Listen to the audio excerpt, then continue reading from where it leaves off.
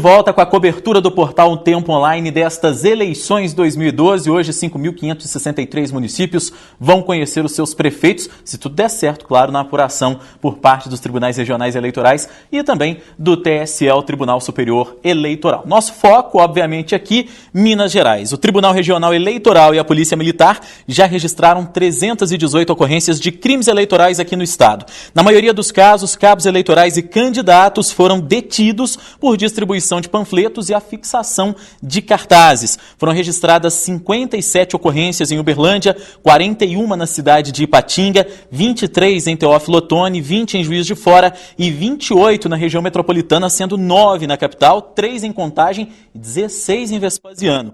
Em Belo Horizonte, região, 23 pessoas foram levadas para a delegacia desde o início da madrugada deste domingo, suspeitas de boca de urna. O TRE informou que das 4.280 urnas de Belo Horizonte, 25 foram substituídas, o que representa 0,58% desse total.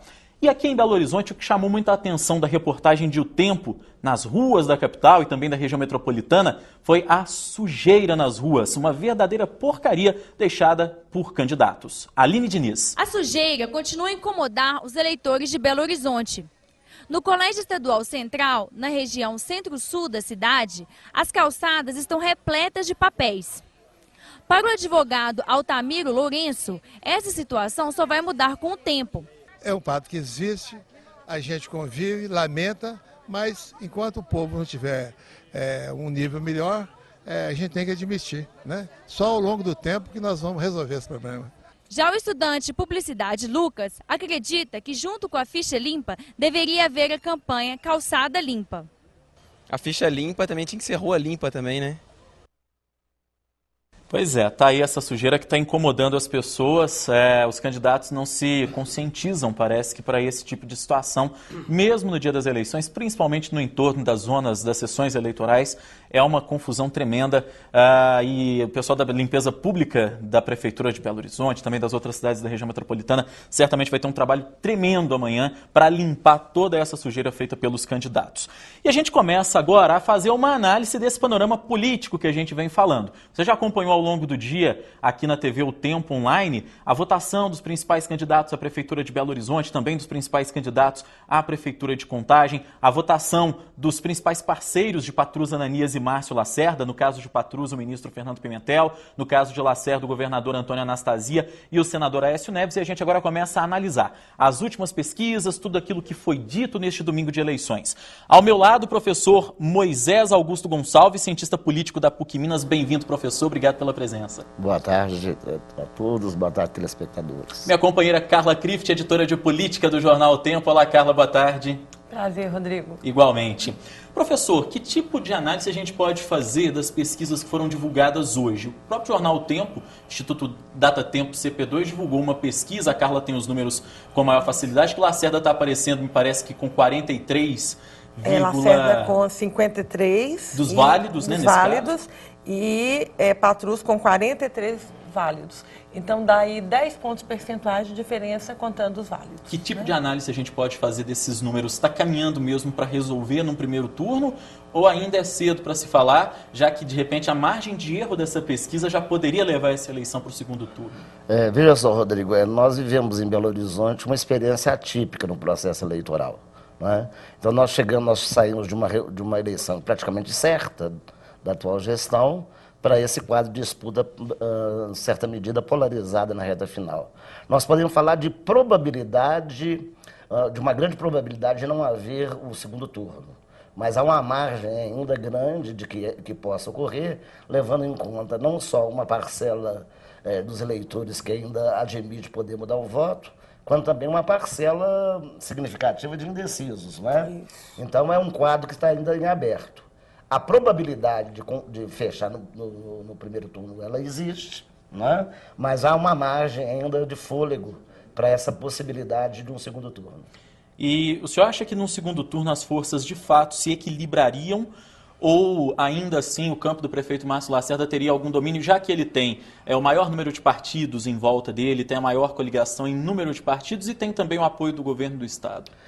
Veja só, tem muita coisa em jogo nessa Porque eleição. eu faço essa pergunta só para complementar, professor, porque na TV, num eventual segundo turno, O tempo é é igual. dividido. Exatamente. Não tem mais essa, porque o Lacerda teve uma frente tremenda na propaganda no primeiro turno, né? Não, perfeito. Então, o segundo turno é uma outra eleição, não é? Agora, há muita coisa em jogo nessa eleição que está posta, não é? Então, mesmo você tendo um novo, essa igualdade de tempo na televisão, de condições da disputa no segundo turno, nós teremos uma participação de líderes políticos no plano nacional e estadual mais forte também. Né? Os padrinhos políticos dos candidatos se colocarão com mais força. Né? Então, tem que pensar, acho que Belo Horizonte como um certo laboratório da disputa política nacional no Brasil. Sempre foi isso, não é? Exatamente. Sempre foi isso. E agora mais ainda. E agora mais ainda. Ainda que a gente não faça a vinculação do resultado agora com seu desdobramento imediato e certo em 2014. Mas essa eleição é uma eleição muito particular, por isso que ela foge de todos os padrões clássicos de análise. Né? Então, no segundo turno, aí nós estamos aí em havendo, né? Vamos ver como é que vai se desdobrar. Carla Clift, que conhece como ninguém os bastidores da política, se o Patrus conseguir chegar ao segundo turno, a gente pode esperar uma militância petista absurda e absolutamente inflamada, né? Porque nessa última semana a gente já pôde perceber uma mobilização muito maior da militância petista, coisa que a gente não via, inclusive, há anos, em se tratando de militância do PT, né? Certamente. Eu acho que nessa última semana a militância foi para a rua. E o resultado disso a gente percebe, por exemplo, na curva dos votos válidos e mesmo dos outros, né, sem excluir os válidos, do Patrus Ananias, né? Quer dizer, ele teve uma curva muito ascendente, né? Passou de 34% para 43% nessas duas últimas semanas de votos válidos. Eu acho que é um crescimento, né? Eu gosto muito, numa eleição muito disputada como essa, difícil da gente fazer um prognóstico, eu acho interessante a gente trabalhar com a estatística, com as tendências das curvas, né? Assim, a gente ficar com os números realmente, né? Apesar da diferença ainda ser favorável a Márcio Lacerda, quer dizer, o Patrus ainda está atrás, de acordo com as pesquisas divulgadas hoje, todas elas, embora elas também guardem muitas diferenças entre si, né? Cada uma foi assim meio para um caminho. Agora, trabalhando ali com a margem de erro, a gente percebe que está tudo indefinido, o quadro realmente está indefinido. E né? é preciso se destacar, Carla, que essa questão de pesquisa é muito relativa, até porque eu lembro que nas eleições de 2008, até uma semana antes da eleição, aliás, dias antes da eleição, apontava-se a possibilidade do hoje prefeito Márcio Lacerda ser eleito em primeiro turno. No entanto, Leonardo Quintão apareceu, conseguiu quase que igualar esses votos no primeiro turno, no segundo turno acabou havendo um distanciamento. Na mesma forma, na campanha de 2010, a campanha de Hélio Costa e Antônia Anastasia, as pesquisas mostravam que a Anastasia estava à frente, mas que havia uma grande possibilidade de um segundo turno. E, no entanto, o que se viu no dia da eleição em Minas Gerais foi a Anastasia levar aquela eleição com 20 pontos de vantagem sobre Hélio Costa. Então, cabeça de juiz de futebol e cabeça de eleitor, não dá para arriscar muito o prognóstico. Assim, é muito difícil. Agora, eu acho que assim, os institutos todos, eles trabalham com dinâmicas diferentes, né? As margens de erro são diferentes, o número de entrevistados são diferentes, porque esses são fatores que não chamam muita atenção na pesquisa. A gente só vai lá e constata o resultado, né? Mas há pesquisas de 600 entrevistados a 1.800. Então, as amostras são muito diferenciadas, as margens de erro vão de 2 pontos percentuais a 4,6 pontos percentuais. Então, assim, é óbvio que vai dar aí diferenças. Agora, o fato é que todas elas se aproximam trabalhando com a margem de erro e deixam esse quadro realmente muito indefinido. É muito difícil da gente fazer uma previsão. Agora, se houver segundo turno, voltando à pergunta que você me fez, eu acho que realmente a militância tem um papel fundamental. O PT tem essa história de militância. Essa militância, inclusive, trabalhou muito para Márcio Lacerda na eleição passada, né? Na eleição passada, fez um diferencial, né? E mesmo nessa eleição, a gente está aguardando, após as 17 horas, vamos ter o resultado da pesquisa Boca de Urna. Talvez nesse primeiro resultado do Boca de Urna a gente já consiga aí fazer, né, vislumbrar um cenário mais definido, e vamos ver também o quanto que a militância influenciou, né? Comparando boca de urna com as pesquisas que estão hoje nos impressos. Dá para a gente ver se cresceu ou não.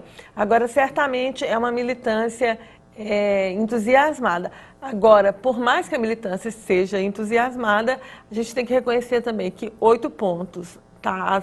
Nas pesquisas, na Datatempo, a gente está com 10 pontos de diferença, né? Na Datafolha, 7. E no Ibope, 13. Então, assim, está aí uma diferença de 8 a 13 pontos percentuais de diferença. É, de qualquer forma, um percentual considerável.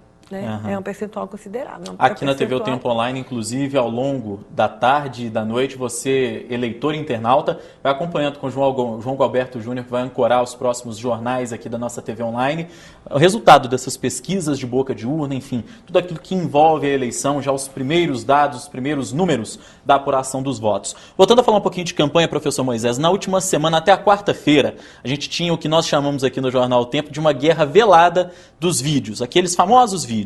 Da parte do Patrus, aquele vídeo que mostrava o Délio, Malheiros, candidato a vice de Lacerda, falando mal de Lacerda. Da parte da campanha de Lacerda, aquele vídeo da presidente Dilma se referindo a Lacerda como um dos melhores prefeitos do Brasil. Essa guerra foi velada até quarta-feira, com esses vídeos se espalhando, se proliferando pela internet. Na quinta, que foi o último dia de propaganda eleitoral, que era dia inclusive da propaganda eleitoral de candidatos a vereador, esse espaço foi utilizado pelas duas campanhas para mostrar esses vídeos, ou seja, foi a cartada final que as duas campanhas tentaram utilizar para garantir um pouco mais de eleitorado. Na sua opinião de cientista político, até que ponto fez diferença esse uso desses vídeos, tanto na internet quanto depois no último dia de programa eleitoral? Bom, primeiro me faz lembrar Maquiavel, né? A política enquanto luta pelo poder e luta pela manutenção do poder, né? Chega na reta final, os candidatos utilizam todas as armas de que dispõem, não é? Então aquilo que estava não restrito, mas que estava disseminado pelo mundo virtual, passa a aparecer também no horário eleitoral. Não é? Isso aí já era de se esperar, né? Eu particularmente nunca acreditei que isso seria utilizado só no eventual segundo turno, ou se o outro candidato utilizasse. Essa é a primeira coisa. A segunda coisa, pegando o gancho, eu acho que vai ser interessante também, depois do resultado dessa disputa, a gente avaliar até que ponto há uma militância convicta, ideológica, né, dessa reta final, ou até que ponto há uma militância comprada que dá volume e faz presença, mas não passa convicção, como, por exemplo, no caso do PT nos anos 80 e 90. Né? Nós temos um outro quadro hoje. Boa parcela da militância está mobilizada não tanto em cima da questão da convicção. A política mudou muito. Mas das perspectivas que se abrem com a eleição de fulano ou ciclano.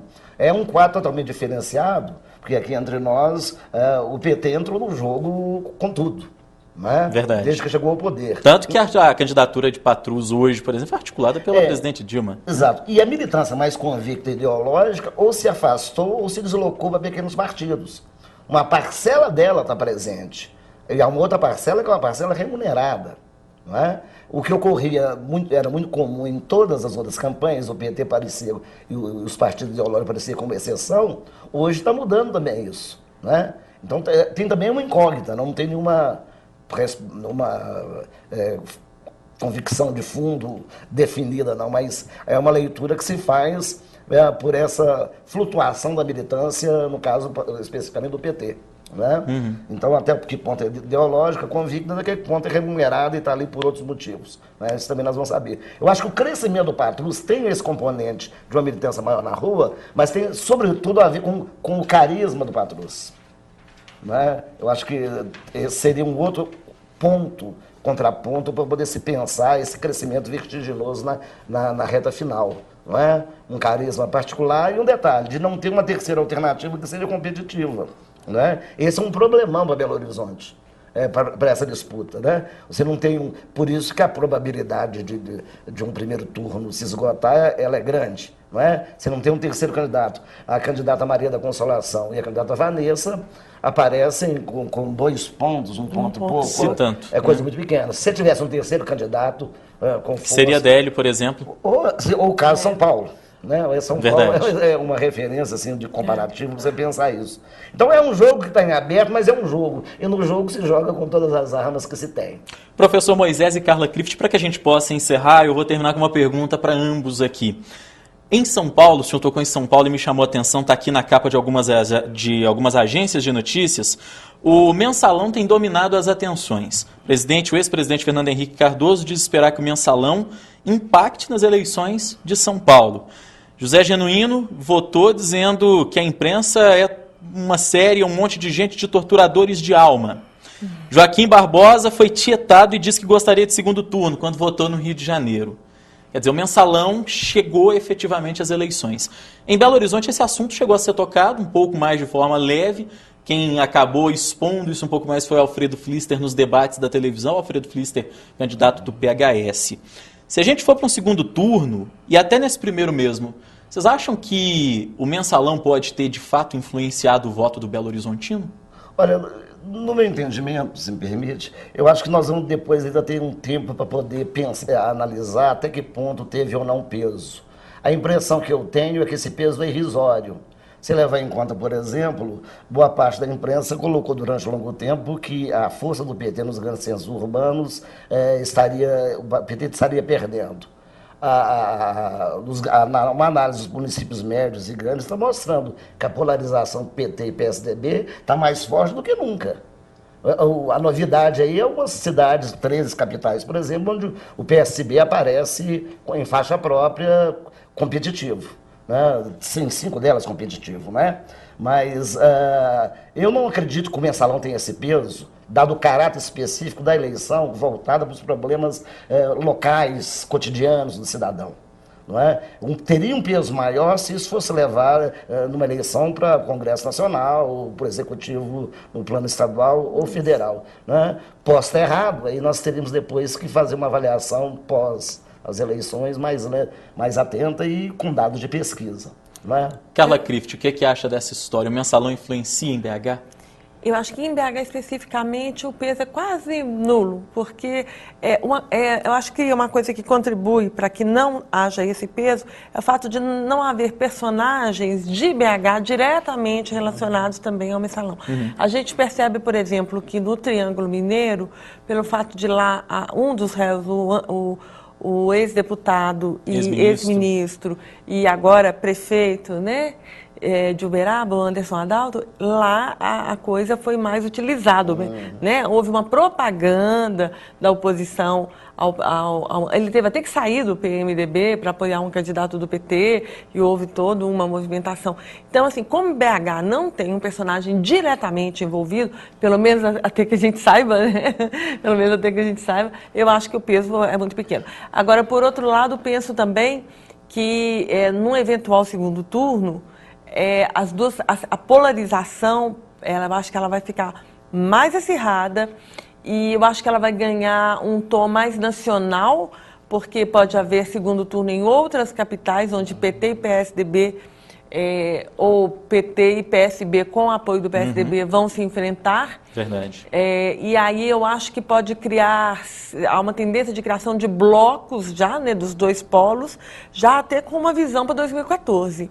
Eu acho que o segundo turno, nas capitais em que houver segundo turno, ele vai ser muito acirrado e marcado por discussões nacionais, porque queira sim ou não, vai apontar para 2014.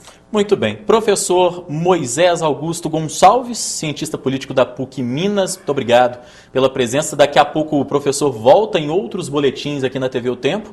Carla Krifft, editora de política do Jornal Tempo. Amanhã uma super cobertura nos jornais O Tempo e Super Notícia. Mais de 100 pessoas mobilizadas hoje para levar a você a melhor e a mais completa informação. Obrigado aos dois pela presença. Obrigada, Rodrigo. E a gente vai ficando por aqui. Daqui a pouco, a qualquer momento na TV O Tempo, João Galberto Júnior traz para você as últimas da política em Belo Horizonte, em Minas Gerais e no Brasil inteiro. A você que nos acompanhou, muito obrigado e até a próxima oportunidade.